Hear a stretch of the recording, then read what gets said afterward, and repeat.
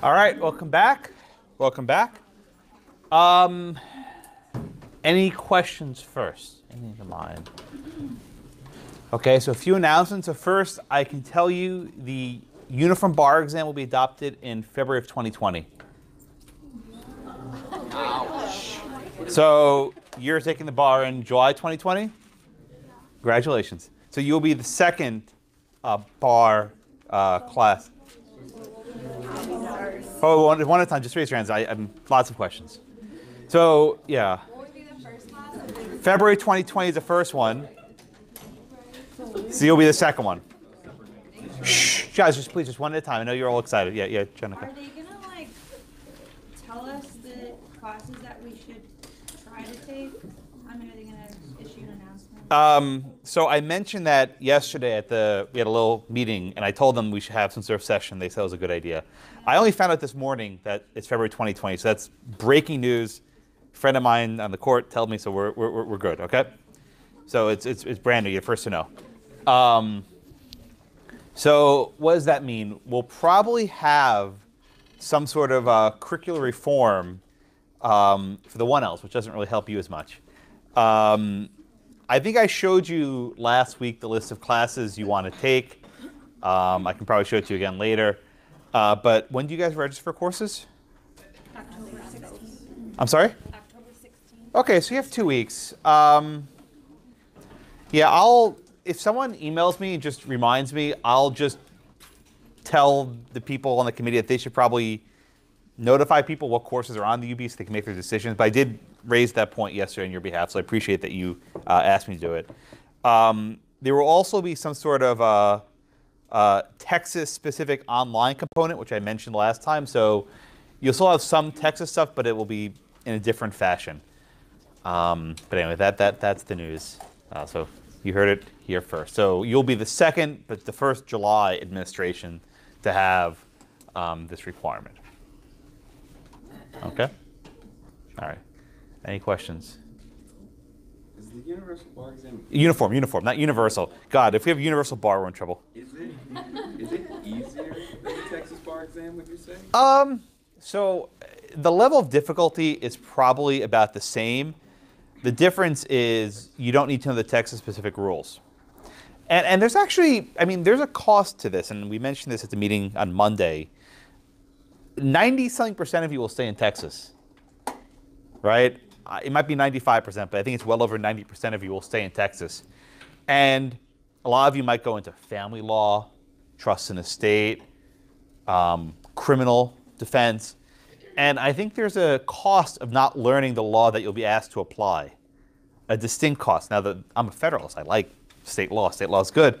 I think this diminishes the value of state law. So your question, Andrew, will be harder. You'll probably still want to learn the Texas-specific versions of your law, and you'll have to know the general-specific versions of the law. So you have to basically be learning more. There are pros and cons. It makes the degree more portable. I don't know that's easier. I think probably same difficulty level. I don't think the pass rates will change much. They'll try and keep the pass rates about the same. Yeah, Brooke? Probably already answered your question a couple of classes back, but does that mean if you pass this bar, the uniform, Right. that you are admitted to any state that has that bar? How does that work? So there's something called a cut score, a pass score, right? So I don't know the exact numbers. Let's say it's on a scale of 100, 0 to 100. Texas says if you get a 75, I'm just making up a number. I don't know what it will be, but say you get 75, you pass the Texas bar. New York may make their cut score 80. So if you actually score an 80 on the Texas bar, then you can go to New York. Maybe like Michigan has a score of a 68, which means you would be automatically eligible. So how the MPRE works, you know about this, right? The ethics exam. Different states have different cut scores which you need to pass. So it works in similar functions. So the same way you take the MPRE and then you can sit for any bar exam, with the uniform exam you pass above a certain cut score and you're portable. So actually there becomes an advantage to scoring higher if you intend on moving. More or less, summarizing that's more or less how it works. Okay, any other questions? But I think, I didn't realize your deadline is the 16th. I'll try and fuss some things. Committee work is very slow, but I'll try and get some sort of notice to come out beforehand about what classes that you may want to take before you guys graduate. Yeah. No, I do think. Yeah, Marcella. Did you say tax wasn't on there? Tax is not on the exam. That's the. Unfortunately, you still need to graduate. That's the rub. I think everyone agreed that no one will miss that class. That was a general consensus among the students I've spoken to. But there's some other classes which you probably will be expected to take. Okay. I'm sorry, Marcos? Oh, no, I guess I have to tell him tomorrow. Tell what tomorrow? Tax professor. No, you don't say a word, my friend. That would not be wise. Lauren? So, what about people like taking the bar in that February? So does that mean that when you buy the bar prep class next year, it'll already be changed? They're going to have to change their books. Barbary and Kaplan, they're going to have to change their curriculum. And specifically, we don't know what the online Texas component is going to look like. So that's something of a wild card, right? We know what the UB looks like. It's in other states, right? But we don't know what the Texas-specific one. So Barbary and Kaplan, the other companies, are going to have to make specific modules for the new exam. That's So going how to be. would we know when to actually buy it? Well, usually the bar class, Kaplan and Barbary, they're all pretty much the same thing. It starts after you finish your third year. So it's going to start then. That's when they're going to give you your final bar review books.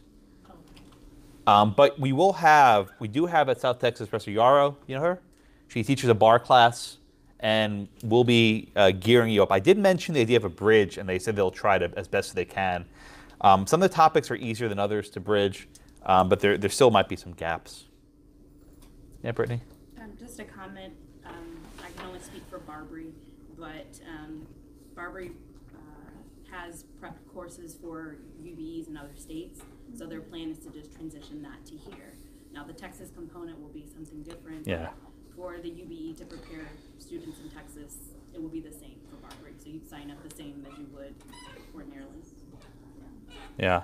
Let me just show you. I'll show you this. I wasn't supposed to show you the memo, but I showed it, so I'll show it to you again. And this is still in flux. It probably won't get adopted in this fashion, but these are the classes that are on the UBE that you should. You don't have to take, but consider taking. And you'll probably be taking most of these anyway. But there's agency partnership, conflict. Oh, taking your picture, it's so cute. Conflict of laws, corporations, family law, secure transactions, wills and trusts.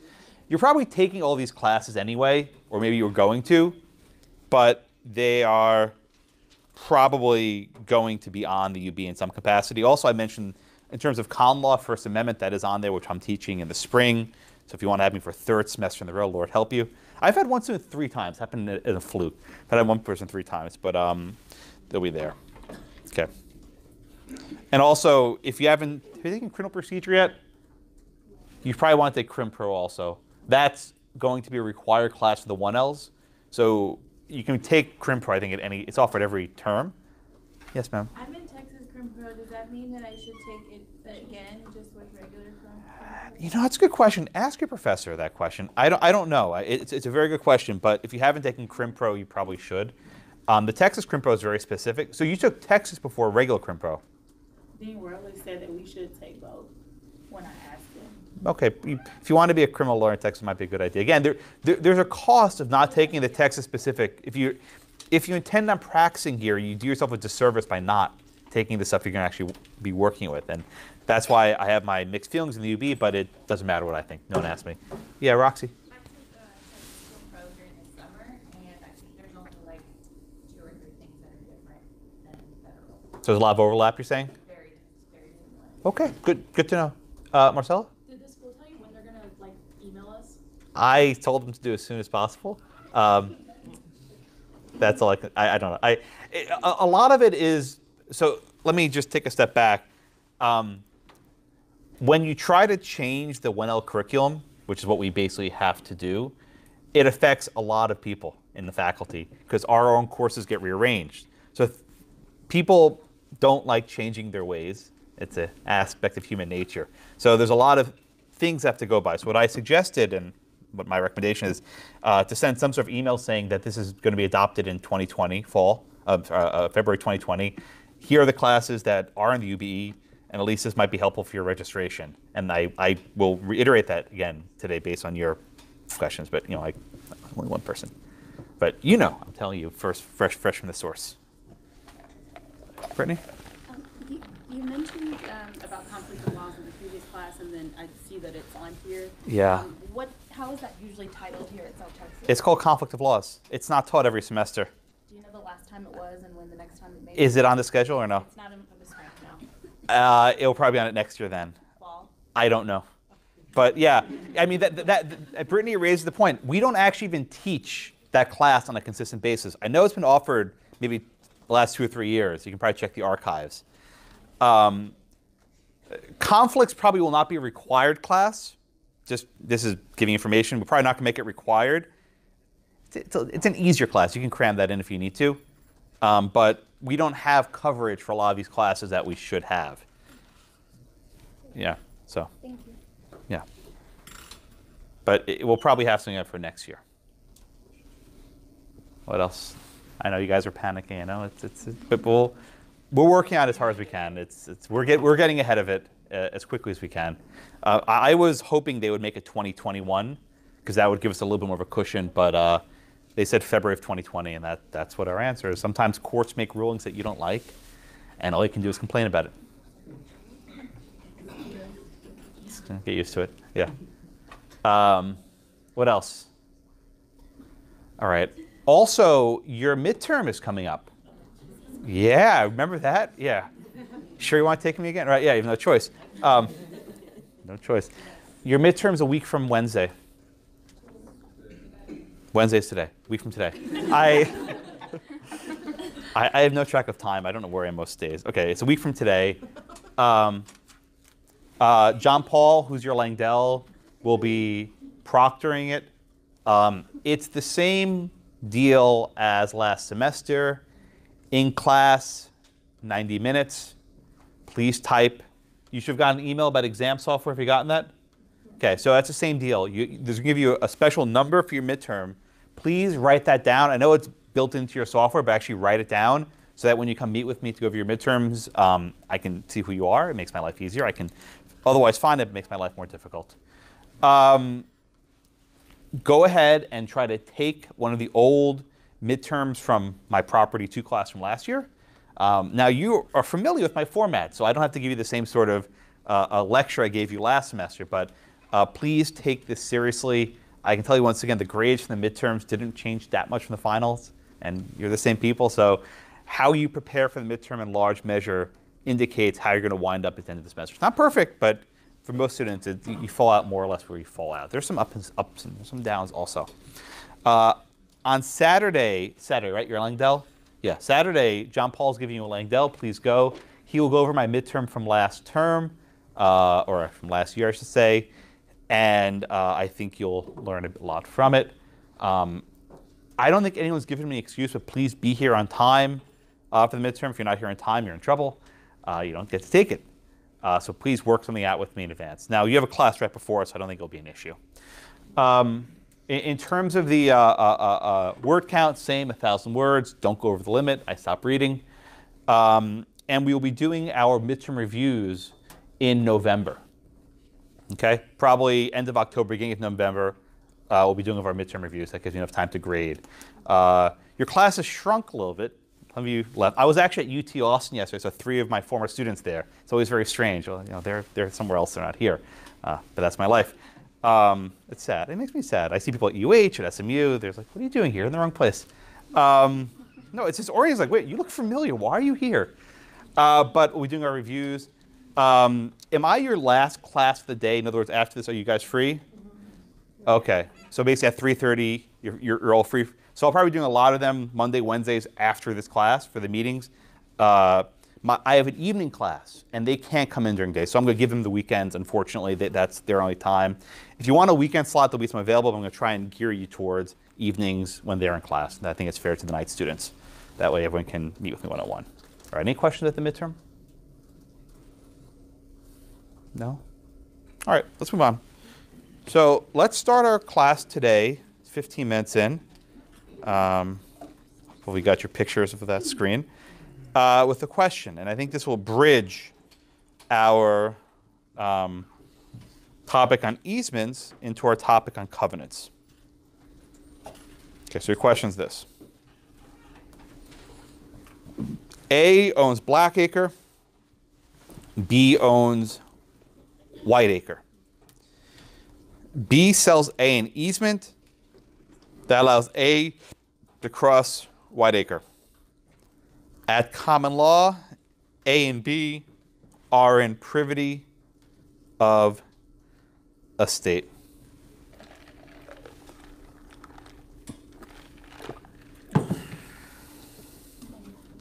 True or false? Are they in privity of estate?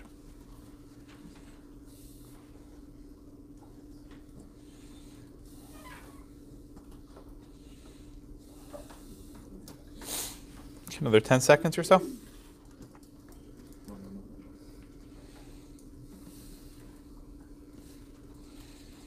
Okay. All right, where am I? Who is last up? I lost. I'm lost. Marcel, you next? Okay, so Marcel, let me ask you a question, please. What is privity of estate? It's where you have a conveyance in a contract of property as well, not just. Well, just check us back. So you're correct. Marcel, what's privity mean? Okay. Privity means you have some kind of relationship, right? And there are two terms that I'm going to need you to distinguish for this class. There's privity of estate, and there's privity of contract. Privity of estate and privity of contract. Marcella, tell me again, please. You said it correctly. What's privity of estate? Where you have a covenant that's binding to the parties for property. How do you get to a privity of estate? How do you establish it? Through privy contract. Oh, okay. Is Kendall next or is Samantha? Who's next? Kendall. Okay, Kendall. So let's look at this transaction here, right? It says B sells A an easement that allows A to cross Whiteacre. Kendall, are A and B in privity? Are they in privity? Just stop right there. Are they in privity? Okay, how do you know they're in privity?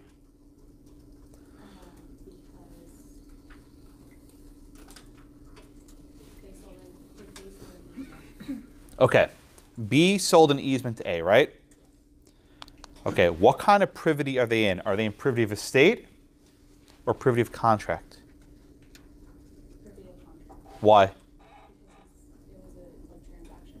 I'm sorry? Because it was a transaction when he sold the land. Okay, what would have to happen for it to be privity of estate?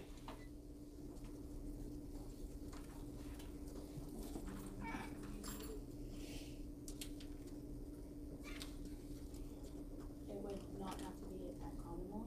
No. I don't know. No. Khadijah, what would have to happen to transform this from privity of contract to privity of estate?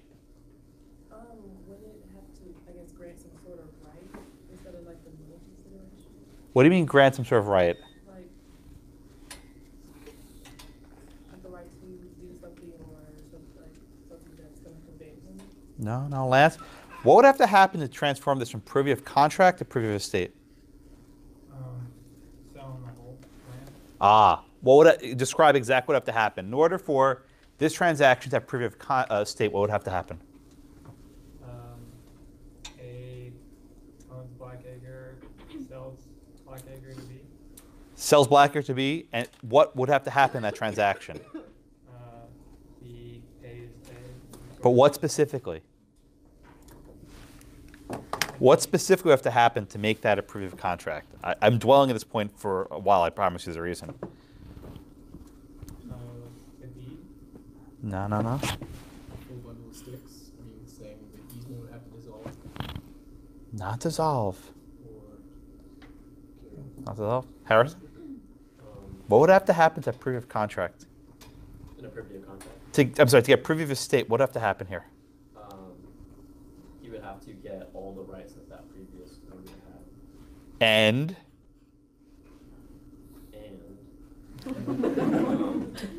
There's a big end that's missing here. I don't know. Celeste? You have to get the entire estate and also the easement. Yes. Say it again. She's exactly right. Say it one more time. Yes. All right. So let's try this. Okay? Let's try this. Let's try this one, right? I'll give you an alternate hypothetical. Marcelo was right a couple minutes ago. Let's come back to it, right? So Celeste is there. Okay? This hypothetical, a variant. A owns Blackacre and Whiteacre. A sells Whiteacre to B and reserves an easement for the benefit of the owner of Blackacre. Everyone see the difference between these two questions, right? In the first question, the easement is sold as a standalone product, right? I'm just selling you an easement. That's perfectly effective, right? There's nothing wrong with selling someone an easement. But all that gets you is privy of contract. So this is false, right? There's not privy of estate in the first one. There's only privity of contract. You have a contract, and that can be honored between A and B. There's no problem with that. But in the second question, the second hypothetical, A sold Whiteacre to B, and he reserved the easement. In other words, when you transfer the land, the easement's already attached to it, right? The easement's on the land. Here what you have is privity of contract, right? Privity of contract. Damn it. I mixed up my head. I saw you wincing. I'm sorry. In the second example, you have privity of estate because it's on the land, right? Privity of estate. I'm sorry. I was thinking of my next question. I jumped ahead 20 seconds. So in the second one, you have privity of estate. Wait. Yes, Lauren. Okay, but she just said that to have privity of estate is they have to own the whole property and the easement that goes along with it. You sell it with the easement on it. That's the key point, right? You sell Blackacre from A to B with the easement reserved, not as a separate transaction. Let me say it one more time. In the first example, the easement is sold as a separate independent transaction. That gets you to privity of contract, right? When you have a separate independent transaction, that gets you to privity of contract. In the second example, the land is sold with the easement on it in one transaction, a single transaction. And because it's a single transaction, that gets you to privity of estate. Privity of estate. Make sure you get these two things straight up, okay? Now, why does this matter, right? For easements, it actually doesn't really make a difference whether you have privity of estate and privity of contract. I didn't really mention this in our previous two classes. But it makes a difference for the topic today, which is covenants. Right? Privity of estate and contract, it's irrelevant for easements. It doesn't really matter. But it matters for covenants. Why? Generally speaking, an easement is giving someone permission to cross over Blackacre, right? It's not a trespass because you're doing it with a permission. You have an easement. A covenant is something a little bit different. A covenant is making an agreement with someone to do something on the land or not do something on the land. For example, you can have a covenant that says you cannot build any industrial facilities here, only residential, right? We call that a negative covenant. You can't build any industrial stuff, only residential. Or you can't build residential, only agricultural, right? Parties can reach agreements where they restrict how land's used. And there's also what can be called a positive covenant. Those are a little bit trickier to define, which requires the landowner to do something, right? Maybe he has to clean up the river, right? He has to take care of the woods, right? Do something affirmative. So an easement is simply saying, let me cross over Blackacre. A covenant says, here's how you're going to use Blackacre. You either do something or you don't do it. Okay? So why, again, does this matter? When you make a covenant, you want it not just to last today, but also to run into the future, right? You want to make sure that if Blackacre is not being used in a certain way today, in the future, Blackacre is also not used in this way. Right? But we understand people are mortal. They only own land for as long as they're alive, and maybe they'll sell it before they die. So the difficult aspect of a covenant, one second, Anthony. The difficult aspect of a covenant is how to make sure that future parties are bound by the covenant. Right? With an easement, again, it's automatic. You buy Blackacre, there's an easement on it, you're stuck with that easement. But the rules of covenants are different. The rules of covenants are different because you have to make sure future parties are going to be bound by it. Anthony, patiently waiting. So, what that you said, easement essentially is what you want to do, and covenant essentially saying how you're going to do it. Correct? I would say it's far simpler. An easement is permission to cross over someone's land, right? Just say it right there, right? You're crossing over Blackacre. A covenant is telling you how to use your land. Right? Just keep it as simple as possible.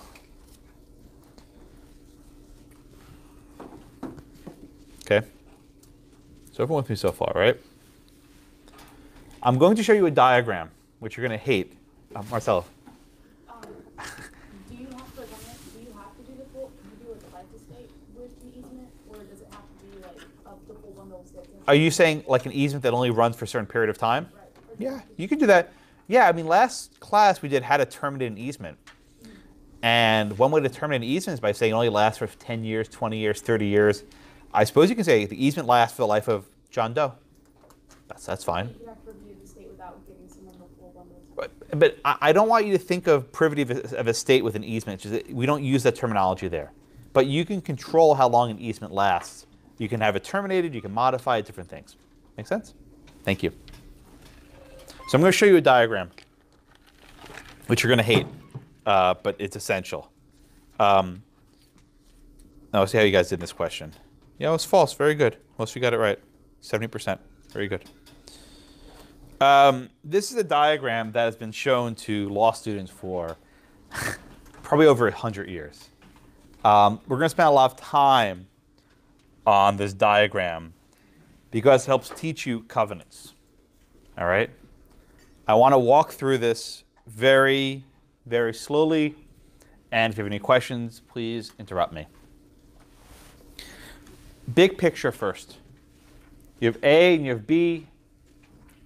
You have C and you have D.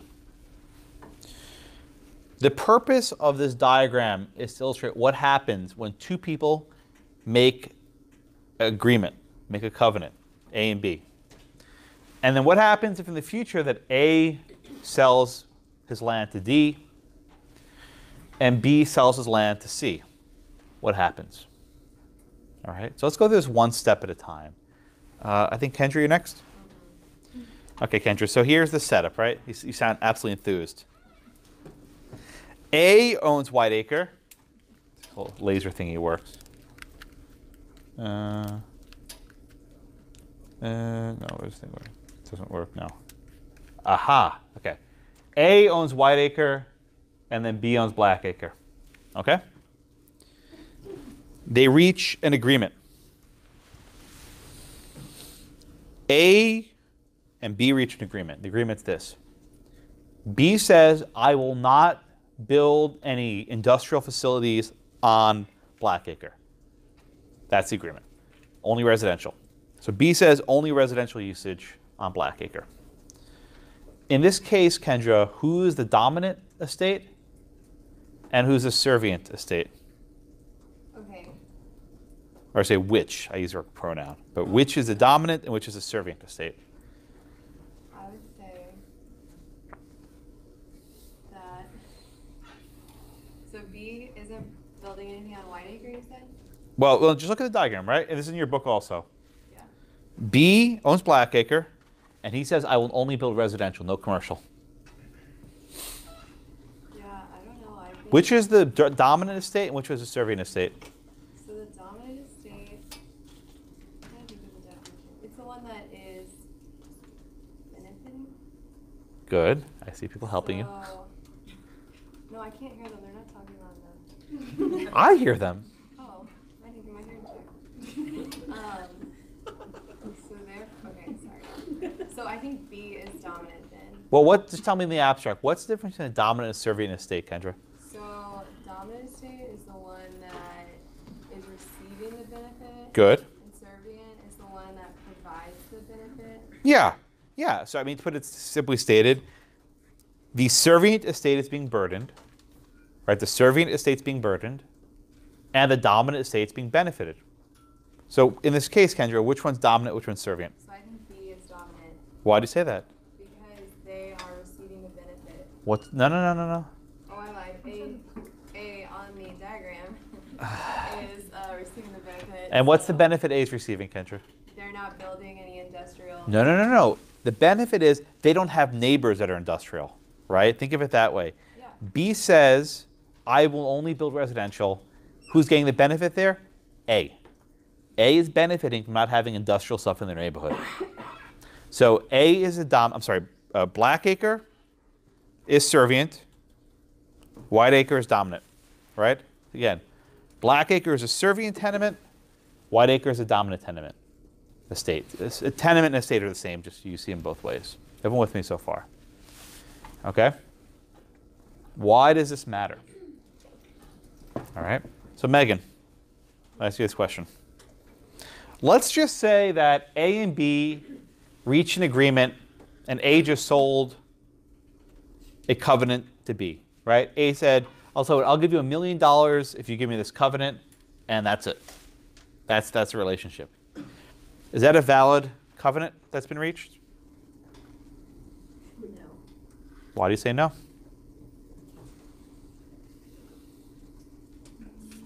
A says, I'll give you $1 million if you don't build any industrial facilities. B says, yeah, sure. They write on paper, it's signed, everything's signed. Is that a valid covenant?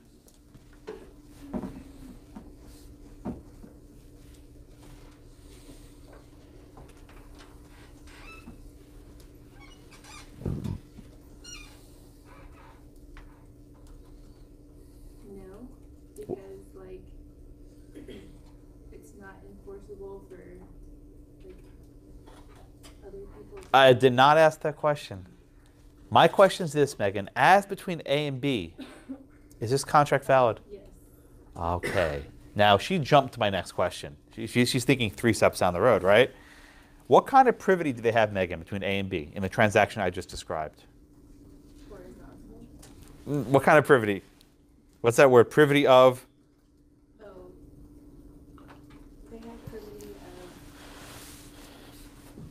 contract. Very good. Why is it privity of contract? Because it's just between them, it's not with like some kind of land. Very good. When A simply sells a covenant to B, you have what's called privity of contract, which is binding, right, between A and B. That if B goes ahead and builds a factory, A can then sue for damages, right? We have here privity of contract. But what you don't have, Megan, what don't you have here? Privity of estate. Yes, ma'am. You're lacking privity of estate. You are lacking privity of estate. Why? Because there was no land transaction. And this is what I was badgering you about at the start of class.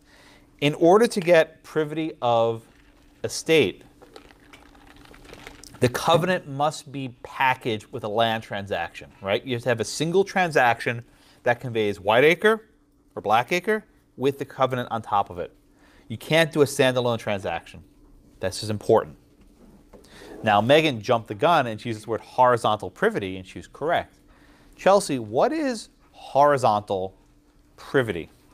It's with the original parties that sold or made the deal with them. What's this? You said it's this. What's this?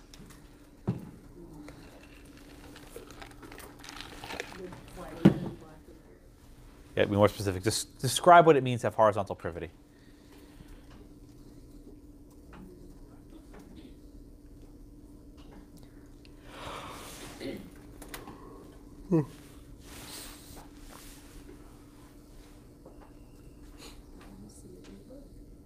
Oh, it's there. It's there.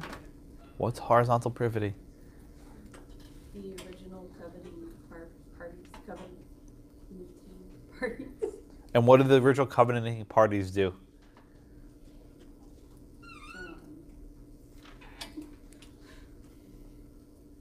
What's horizontal privity? It says it right there. Horizontal privity. What does that mean?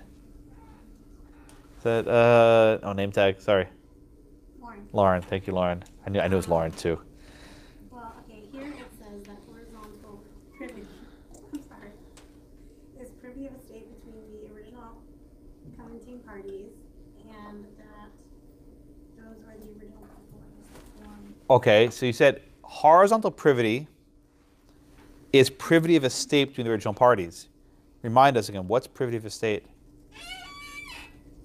Privity of estate. I keep badgering this point because it's important. No.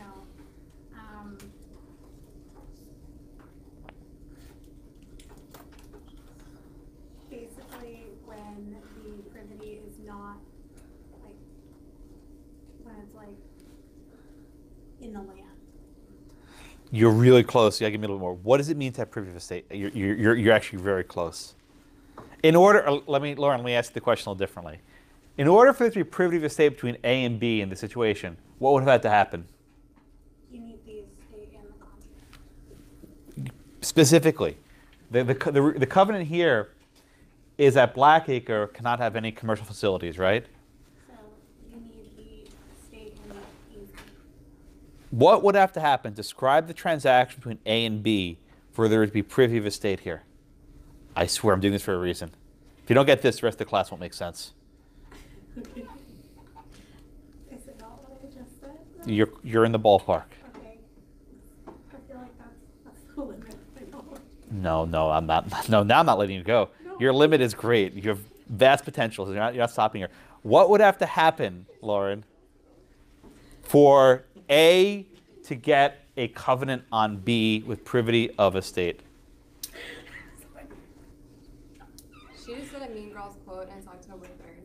No, I didn't mean it on purpose. Oh, it's October 3rd.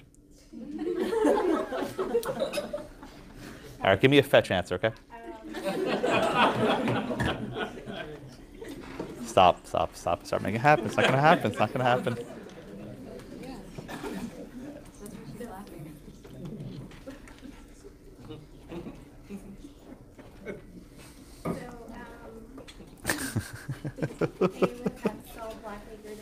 With the big with. With privity of estate. With he has to sell it with what? Not an easement. Don't get him confused. Contract. Not a. You got the first two letters right. Covenant. Yes, you're done. Okay, thank you. You said con. Yes, but then she. What has to happen for there to be horizontal privity? And this is that common law. I'm giving the common law rule first. The modern rule is much easier. Modern rule, none of this stuff even matters. But the common law rule, which I'm going to need you to know, A would have to sell Blackacre to B with the covenant on it. A sells the covenant to B. A sells Blackacre to B with the covenant on it. He reserves an easement. That gets you horizontal privity. That gets you privity of estate. Everyone get that, Lauren? Okay. So if we were to write it down like that, for the say, so would we say A sells Blackacre to B With an easement reserved. I'm sorry, with a covenant reserved. with the covenant reserved? Yes, ma'am. So we wouldn't mention about the $1 million or anything? You can mention the purchase price, right? You don't. Covenants aren't free. You have to pay for it. But the important point is it's a single transaction. Blackacre is sold from A to B with a reserved covenant. Okay. And if you want to say formally the keyword's reserved, you're reserving a covenant on B for the benefit of A. Okay, so versus just saying A sells a covenant. I don't think that's correct. If you say just he sells the covenant, it gives you privity of contract. But if you want privity of estate, horizontal privity, you say A sold Blackacre to B with a reserved covenant for the benefit of A. Marcel? So I thought that the covenant, like the promise, was the act, like was the actual, like how do you reserve a promise? Yeah, okay, good question, right? She's asking how do you reserve a covenant?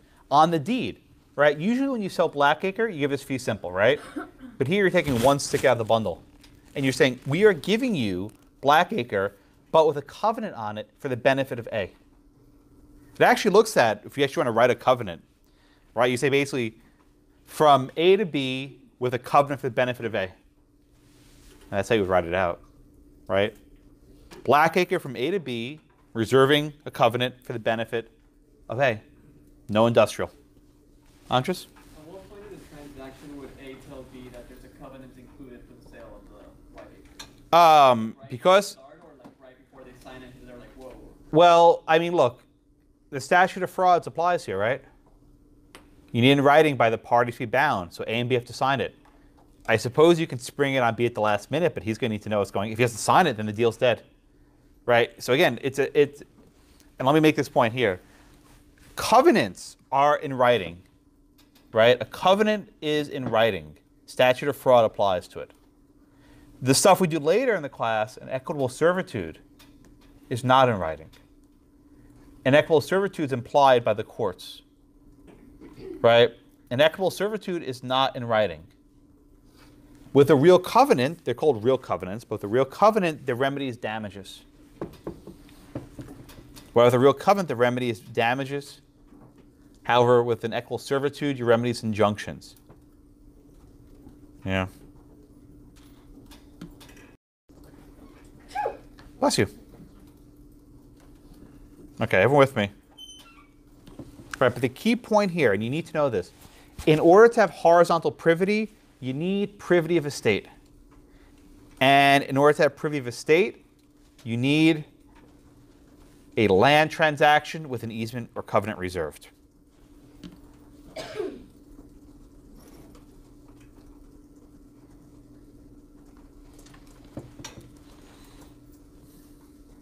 You need a land transaction with The covenant reserved. Yeah, that's the key point.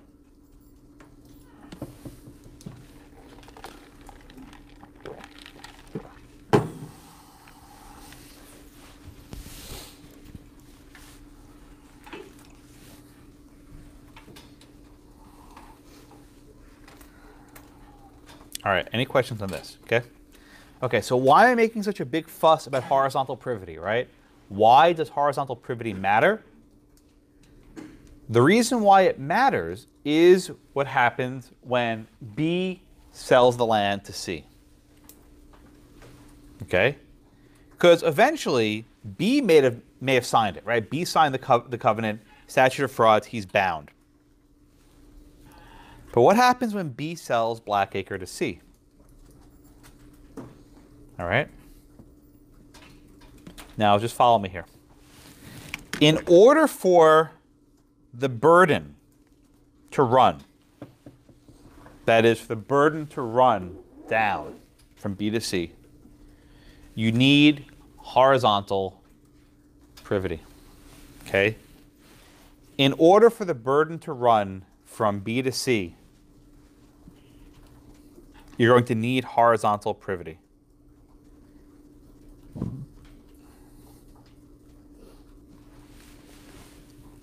Why?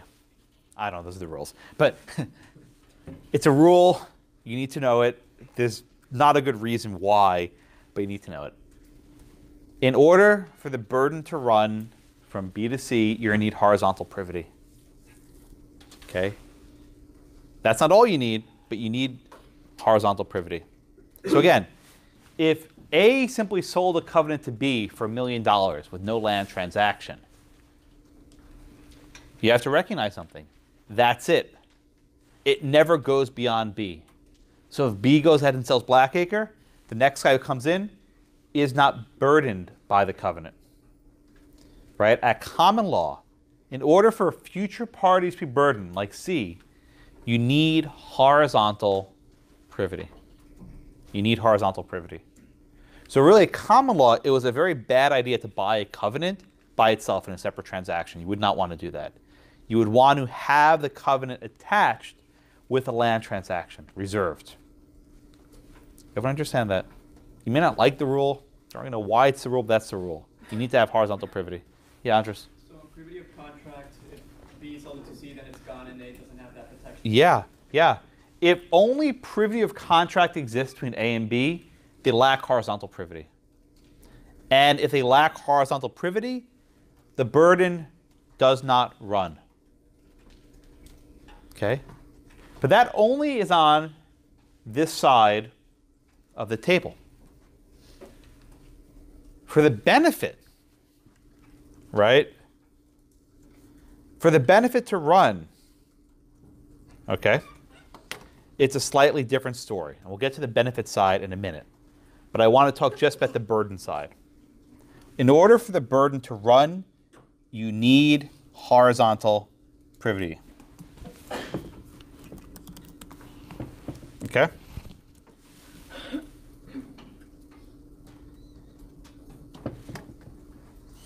All right.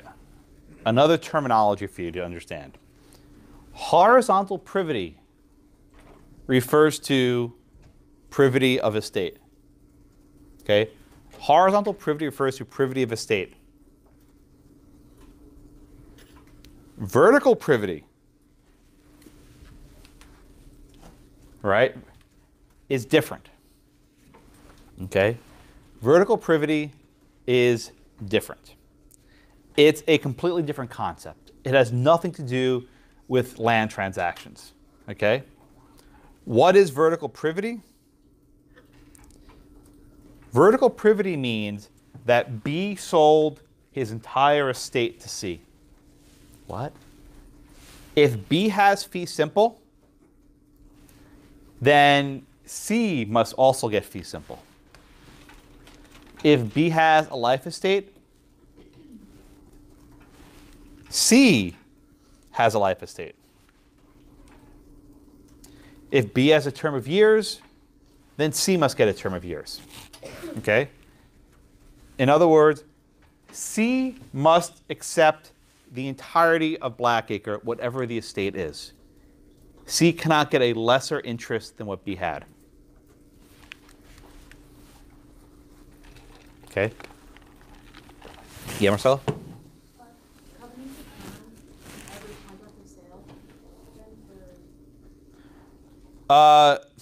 So the word covenant means promise, and we've seen it before in this semester. So covenant has a different meaning than what I'm talking about here. To be precise, these are real covenants at law. That's what they're called. That's the full term, real covenants at law. It's a specific type of land control. I don't say every time real covenants at law, but that's what I'm talking about here. Make sense? Okay, but again, in order for there to be vertical privity between B and C, you have to get the full estate. If, for example, C is a tenant and B is a landlord, there is not privity, there's not vertical privity, right? If C is merely a tenant and B is a landlord, there's not vertical privity. Why does that matter? At common law, for the burden to run down, you need two things. At common law, for the burden to run, you need horizontal privity and vertical privity. You need both, right? At common law, you need both horizontal privity or vertical privity. I'm sorry, and. You need both horizontal privity and vertical privity. You need both. So if C is merely a tenant renting an apartment from B on Blackacre, C is not responsible for the covenant. B is still responsible. And the thinking is this. If B still has some sort of superior interest over C, then C is not responsible. It's still B's problem. B remains responsible for the covenant. So if C starts building a factory on Blackacre, it's actually B's problem. A can only go after B. A can't go after C. Let me say it one more time. Imagine here that C is a tenant, right? Just renting it by the year. C builds a factory. A can't go after C directly. A can go after the person that they're in privity with, which is B. And then B perhaps can evict C. But A is limited to suing B for violating the covenant. Mike? Because this is common law, it doesn't take into consideration anything like within their lease contract having indemnification. That's fine, but that lease is only between B and C. My question is, what can A do? A can only go after B because they have horizontal privity. There's no vertical privity between B and C. That they can't go after it, right? The big thing is the diagonal, right? Can A go after C?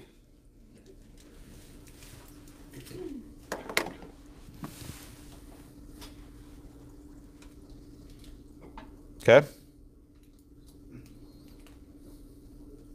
Everyone with me? All right. So again, let me summarize. At common law, for the burden to run, you need both horizontal and vertical privity. You need to have both. If you only have one or the other, it's not going to work. You need horizontal and vertical privity for the burden to run. Please keep this distinct. Now the other side, I alluded to this a minute ago, is different. For the benefit to run, it's not as strict. Okay, for the benefit to run, you don't need horizontal privity. Okay? At common law, again, this is common law. The model rule is different. We'll get there later. But at common law, for the benefit to run, you don't need horizontal privity. And you don't need vertical privity. Right? The law makes it very simple for the benefit to run. If there's simply privity of contract between the two of them, the benefit runs. So for the benefit to run down from A to C, from A to D, you don't need any type of horizontal or vertical privity. But you do need it for the burden to run. And this just makes the point very clear, right? Why would you pay all this money for a covenant if it disappears once B dies or B transfers it? So at common law, it was in your interest to have horizontal privity so that you can go after the person. But let's just say there's only a privy of a contract here. A sells a white acre to D. D can sue B, right? Even if there's no horizontal or vertical privity, D can sue B. What we're really concerned with is the diagonals, right? When can A sue C? And when can D sue B, right? It's the X. That's what we're concerned about. In order for A to sue C, you need horizontal and vertical privity. In order for D to sue B, you don't need any sort of special privity. It's very straightforward.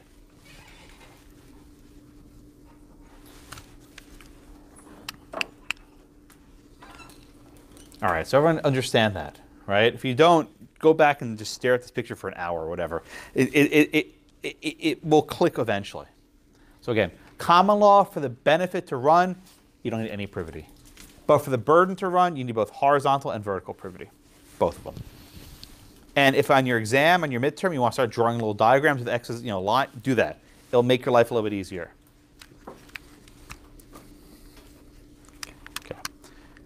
Okay. Yeah. Yeah, go ahead. So you said for D to sue B, you don't need any privity. You don't need privity of estate. Okay. Yeah. I mean, they have to have some sort of relationship, but you don't need the full privy of estate. Yeah, Madison? But from D to A.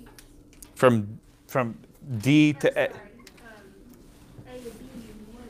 From A to B, you only need privity of contract, right? Again, this was my first question, which I burned through the entire row over there, right? Between A and B, you don't need horizontal privity. You can sue in the contract.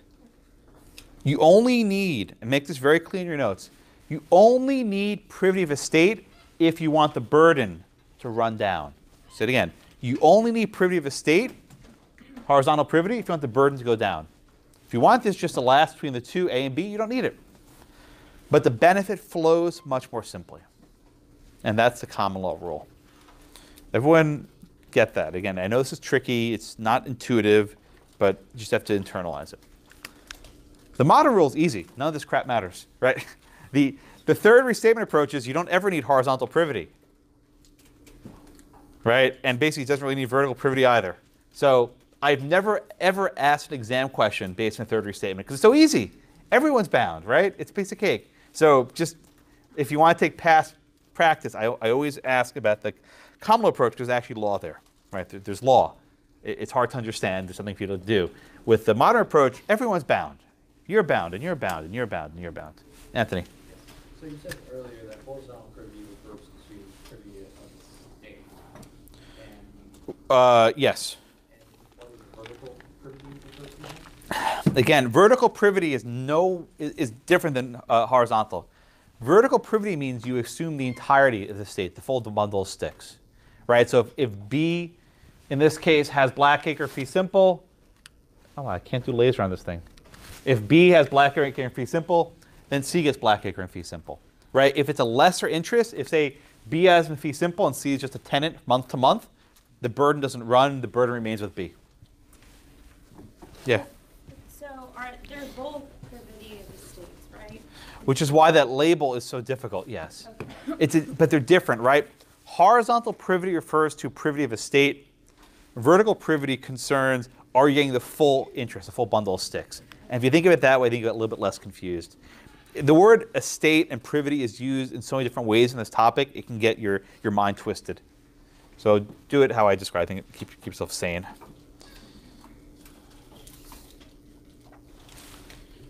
All right. Everyone with me this diagram.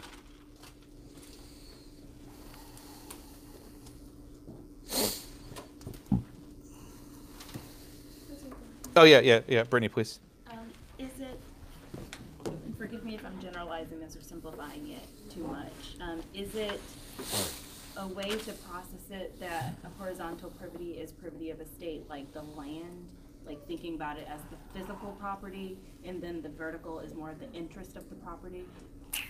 Yeah, that works. I mean, if I had to try and summarize as clearly as I could, vertical privity concerns the bundle of sticks, right? Are you getting the full bundle of sticks? And I think horizontal privity means, is the covenant on the land or is it a separate transaction? I think that might be the simplest way I can summarize it. But again, just stare at this diagram for a bit and eventually I think it's going to click. Okay. And I know you have a Langdell this weekend. I think I asked Arlene to go over. So if you ask her to go over this, I'm sure she'll help. I'm not Arlene, sorry, John Paul. Arlene is my Econo Langdell. Sorry, flipped in my head. All right, any other questions on this? Okay. Let's try one of the problems. I think it's on page 838 of your book. Problem number 1. Who's next? You've been on deck for a while, haven't you? You're just waiting. All right, you want to read problem number 1, please, Rachel? A and B neighboring landowners decide that they will mutually restrict their lots to single-family residences. They sign an agreement where each promises on behalf of themselves and their heirs and assigns that their lot will be used for a single-family residence shall have been executed. This agreement is recorded in the county courthouse under the name of each signer. Okay, just stop right there, and we'll come back to that in a minute. Okay, so Rachel says A and B decide to mutually restrict their lots, and they agree to keep them single-family residents. What kind of privity exists between A and B in this case? Yes, ma'am. Why is it privity of contract? Yeah, there's no land transaction, right? This is a straight up A and B just decide to restrict each other's lands. There's really no problem. But why this question becomes complicated, Joey, which one's a dominant estate and which one's a servient estate? It's a little tricky here. Because they both agree to. Yeah, that's exactly why. So what's the answer? That's right. Yeah. They're both dominant, they're both servient. And I can ask this question like this on an exam, right? They both restrict each other. There's no problem with that. There's nothing wrong with having mutually restrictive covenants. You know, for example, I just bought a home, right? And I'm in a homeowner association, and my land is restricted, and my neighbor's land is restricted, and we both benefit from that and are also burdened by it. So we have lots of covenants. Okay, so the next sentence, it says, B sells her lot to C, and C builds an apartment house on his lot. All right. So Gabe, let's just go back to our diagram here, right? And it's basically just like this, right? You have A and B, and then B sells a lot to C. Gabe, is C bound by that covenant under the common law? No, because it wasn't a privity of the state. What's lacking? What's the key word? What's lacking here for the burden to run? The horizontal. Yes, sir. There's no horizontal privity, right? Everyone understand this. Because A and B lack privity of estate, there's no privity of estate between them. There's no horizontal privity between them. Therefore, the burden cannot run down from B to C. Therefore, A cannot sue C. Can't happen, right? A and B didn't do the right thing, so they didn't bind themselves in the right way. Now, under the modern approach, third restatement, that's fine.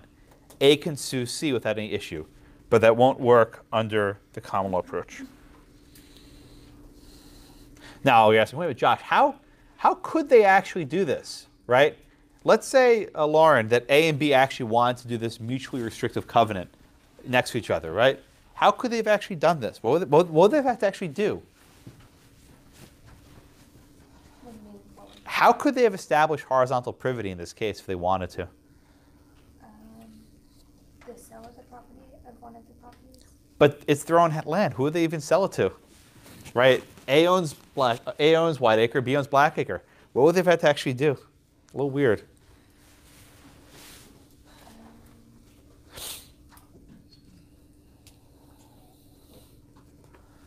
We did a case like this before.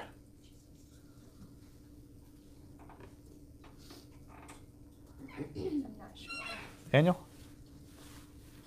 Someone else. And? If the covenant along with the land transaction. And then what would happen? Yeah, you do a straw. You do a straw transaction. It's very strange, right? Basically, A and B convey Blackacre to a lawyer, for example, with the covenant on it. And the lawyer sells the land right back to them. Everyone understand what I just said, right? Basically, A and B sell their property to a lawyer with the covenant attached to it, and the lawyer sells it right back to them. It's a straw. It's a fake transaction. It's a fiction. I mean, I guess the lawyer can just run away with the money, right? But he's probably not going to do that. But you do that for a straw to ensure that the covenant is binding on the successors.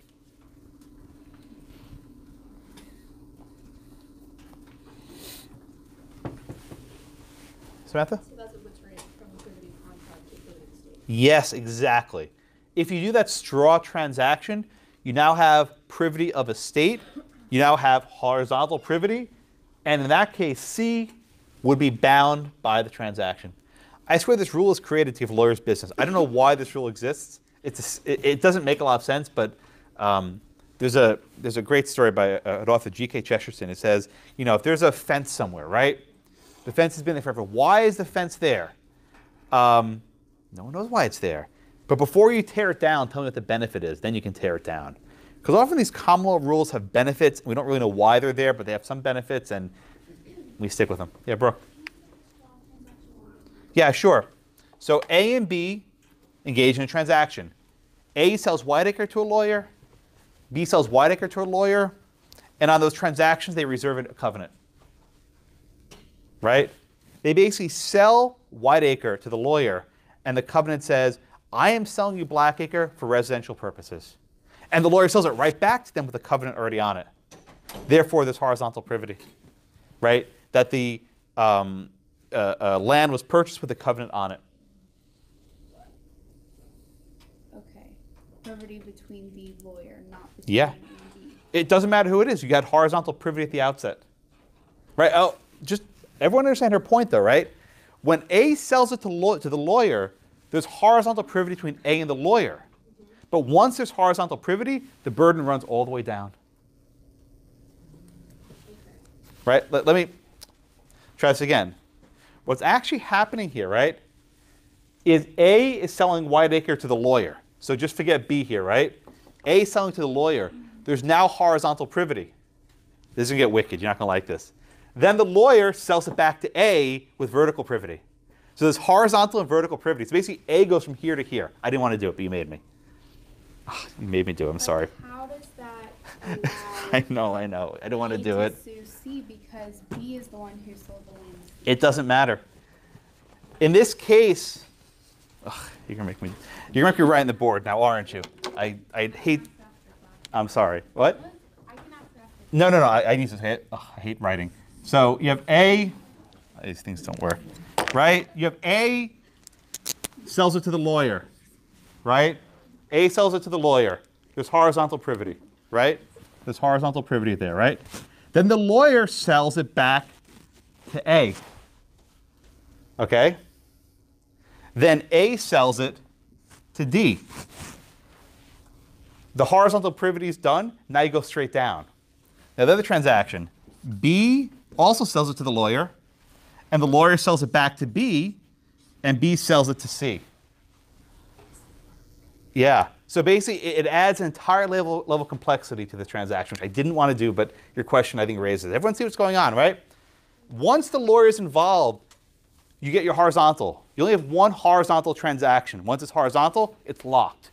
And at that point, it goes straight down the line vertical. If you don't get it, ask me after class. It's more complicated than I want you to understand. But it's important to get, because I think Brooke's question implicated it. Right? Let me say it very clearly. You have one horizontal transaction, and after that, it's all down. Vertical all the way down. From B to C to whoever it is. I usually write in the board once when I have to write the time for the midterm. That's the only time I ever write anything. I hate writing. This is why. That's about the extent of my writing skills. Lad. Oh, that's nice. It's like hi, lad. Hi, lad. Okay. Whatever. All right, other questions? All right, Lauren, I'll come back to you. Let's do the first case. Okay, which is Tulk versus Moxie, a really short case. Just keep in mind, we are moving now from real covenants at law to equitable servitudes, right? In England, they don't have real covenants at law the way we do. So this case is about equitable servitudes. And they're saying, why don't you tell me a British case? Well, it's important. So, Lauren, what are the facts in Tulks versus Moxie? So Tulk owned this piece of property. I'm not sure exactly how to say it. Leicester Square. And he sold a piece of it to Elms, and they had a covenant to maintain the statue that was on the piece of property that was sold. Very good. And then sold it to Moxie. Good. I'm not sure how to say that. Yeah, it's close enough. And then the deed didn't contain the covenant, but he took the land with the knowledge of the covenant. Uh-huh. And he wanted to build in the square garden or whatever, the Leicester Square Garden. And Tulk sought an injunction preventing him from building. Okay, very good. So let me just summarize it very briefly. We don't have a situation with a written real covenant law, right? The statute of fraud would not apply. There was no signature. There's nothing signed. So the question here is whether the court can imply what's called an equitable servitude. An equitable servitude. And the word equity is in there, right? Courts apply stuff out of fairness. And the key distinction, my friends, between a real covenant law and an equitable servitude is the remedy. With a real covenant law, the remedy is damages. You want money for breaching the contract. You built a factory, get money. With an equitable servitude, you don't get damages. Instead, you get an injunction. Stop building this. All right? Don't destroy the statue in the park. Right? Now, the rules for a real covenant are very complicated. We just spent the last hour going over the rules for real covenants. The rules for equitable servitude is a lot more mushy, right? You have these factors that don't really make much sense, and it's basically a matter of fairness when courts are going to apply it. So the same rigor that applies to a real covenant law does not apply to an equitable servitude. So, name tag. Zach. Yeah, I got name tag. I get it. Zach, so what does the court do here? Does the court enforce the promise? They do enforce the promise. Why? Because they say that there's no question about the contract, that because he knew of the covenant and because they did the transaction, that it should be enforced. Okay, very good. So in Tulk versus Moxie, the court basically implies an equitable servitude, right? There's no real covenant here because it wasn't written. I think in England they're not really even allowed anyway, but that's not important. But they say as a matter of equity, the chancellor, in the English court system, you have courts of law, courts of equity. This is a court of equity, about fairness. So it would be inequitable not to enforce the covenant against the assignee who took with notice, right? And an important point, when you take a piece of land with notice, the purchase price is affected by it, right? It's going to be, I think, cheaper because you can't develop for commercial purposes the square. So therefore, they said they cannot develop the a park. They have to leave the statute as it is. Okay.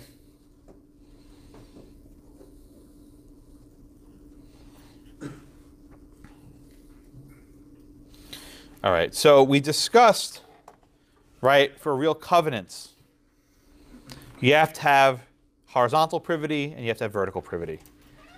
For equitable servitudes, you don't need privity. Right? For an equitable servitude, you do not need privity. The test is a little bit different. You need to have a couple things, right? You first have to have the intent to bind successors. That's very subjective. Did we intend to bind future people? Right? Did we intend so that no one can ever destroy the statue in the park? That's the first requirement. The second requirement is that the restriction must, quote, touch and concern the land. Touch and concern the land. This is one of these tests that I have no idea what the heck it means. We'll do the Napanza case in a couple of minutes, which tries to give some test. But you have to see, does the restriction touch and concern the land, whatever that means. And the third one is usually pretty easy, is notice. Right?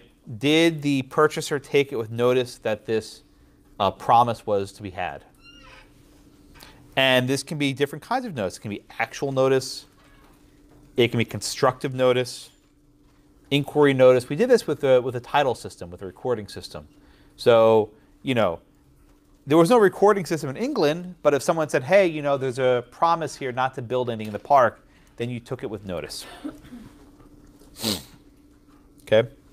The next case, Sanborn versus McLean, discusses the notice element, right? When are you on notice that you're taking land that might be subject to an equitable servitude? Now, if there's a covenant, you know there's notice because it's recorded somewhere, right? It's statute of frauds, you have to record it. But with a equitable servitude, it's different. It's not in writing. So, Joyce, you want to give me the facts, please, in Sanborn versus McLean? And here's a picture of the house. And that's a picture of the house at issue.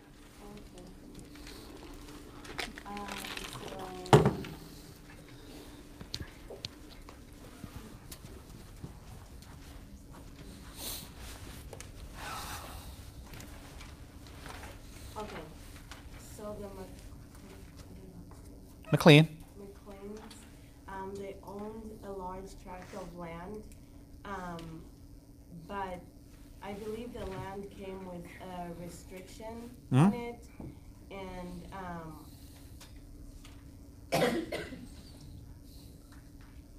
it said that only residents would build on the land, and then so the McLeans bought a land which came with a restriction on it, and they basically like ignored the restriction. Well, was the restriction on their plot of land, their individual plot of land? No, it was on. It wasn't on their land. Good. It was like on the land like, I guess their neighbors or like the land that was surrounding them? Very good, very good. So let me take a step back. Joyce is correct here.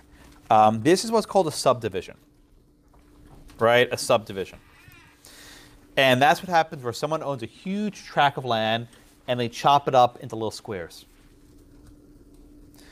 I live in a subdivision now, right?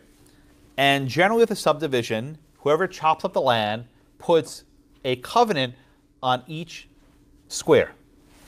And they sell square number 1 to Josh, and square number 2 to Sally, and square number 3 to Bill. And when they sell it, they put the covenant on the land. There's horizontal privity, because it's sold with the transaction. And therefore it binds not only them, but the successors. The reason why this case is different is that they didn't do a very good job with the paperwork. They call them easements here. Just pretend they're covenants. It makes your life easier. Some of the covenants here were recorded. Some of them were not recorded.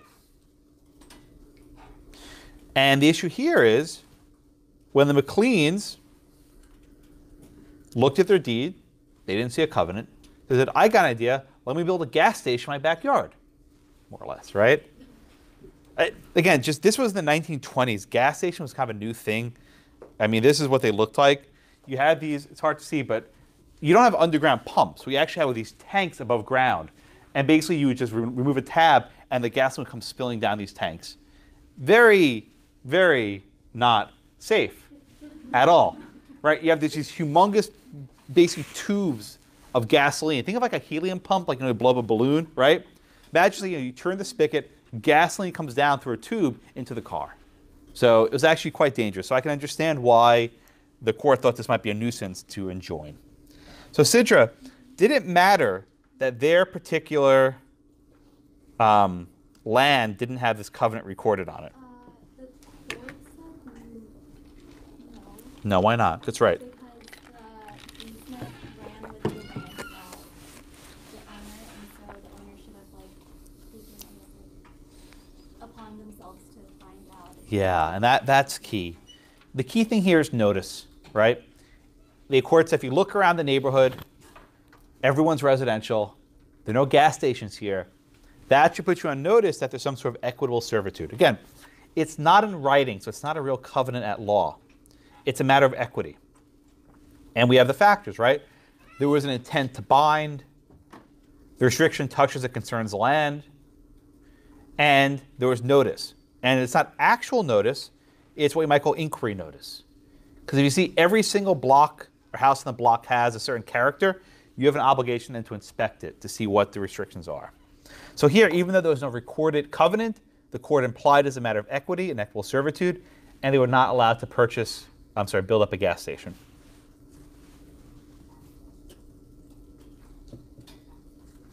Okay.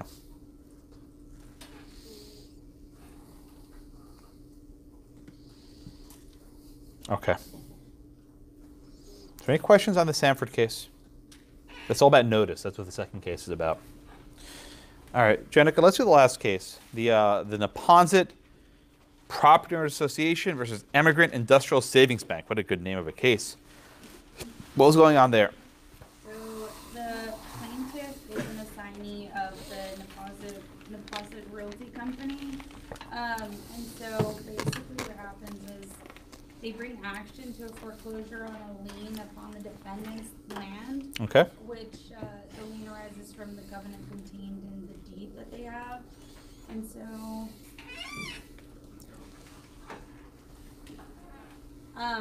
the deed the defendant received said that they were to convey the covenant, which provides for a sum of $4 per lot that should have been paid by the homeowners. Okay, so let's just stop for a minute, right? What was that $4 per square footage, whatever, used for? I think the intent was just to the $4 per lot, 20 times 150. I didn't really get what it was for. It was just an annual charge that they had for the deed. It was used for maintenance, right? So you have these homeowner associations, right? Today they're very common. But back in the 1930s, it didn't really exist. And there was actually a very strong concern that these HOAs were illegal. And let me explain to you why. The requirement that the requirement that having an equitable servitude must touch and concern the land, that generally meant something that's to do with your land. That is, you couldn't build a gas station on it, right? You couldn't build commercial facilities. The HOA was new. They didn't actually restrict how you were supposed to use the land. Instead, they were charging you money, and that money would be used somewhere else. So, for example, those parks or roads or any sort of common facilities. So there was a doubt about whether fees assigned can be used for something else. And a fee looks like a rent. And generally, a common law, when you own property or Blackacre and fee simple, there's no rent to be had. So how can they extract money from you? The second argument is a little bit less obvious. We always discuss privity between A and B, right? People. Can you have horizontal privity of any sort between a corporation and a person? You might say, of course, Josh, you can. But that wasn't clear at the time, right? Whether the benefit, the dominant estate, would be not tied to a piece of land, but would be tied to a corporation. So the Neponset case addressed, I think, two very important questions. First, they said that yes, the benefit of a covenant, the benefit of a servitude can go to a corporation. That wasn't necessarily the case. Right? They said the benefit of the covenant can go to the corporation. And the second thing they said in this case is that extracting a fee, a penalty, or an annual charge touches and concerns the land. Right? And they give a test for what it means to touch and concern the land, which is not very helpful. They say it touches the land if it, quote, affects the legal relation of the parties as individual owners. If the restriction affects the legal relationship of the parties as individual owners. What does that mean? It's just about anything, right? It's difficult for me to think of something that doesn't fit in that category.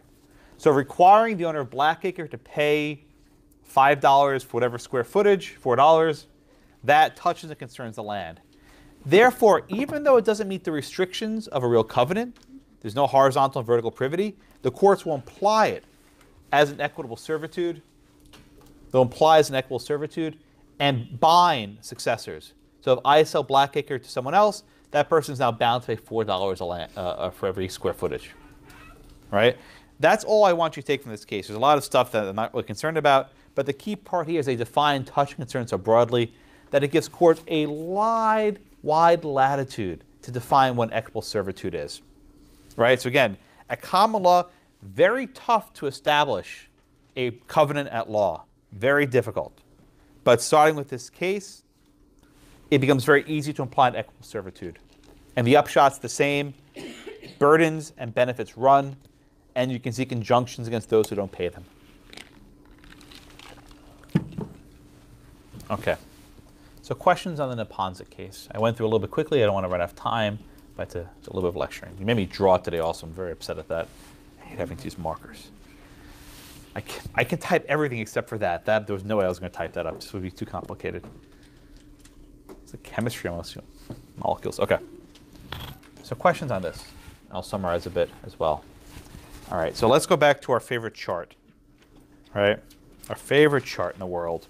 I told you you'd hate it. I hate it too.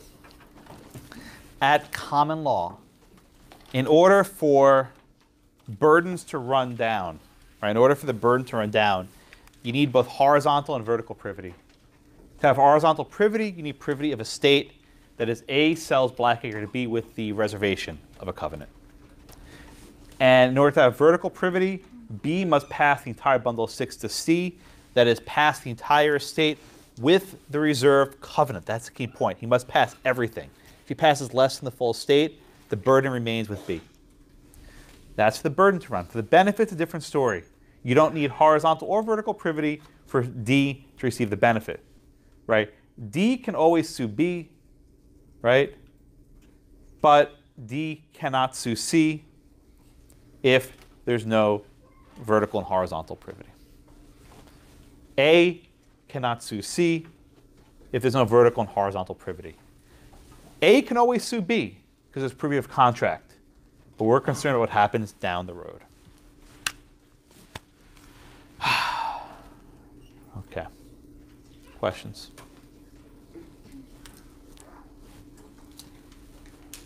Okay, I will see you all on Monday. Please go to the Langdell this weekend.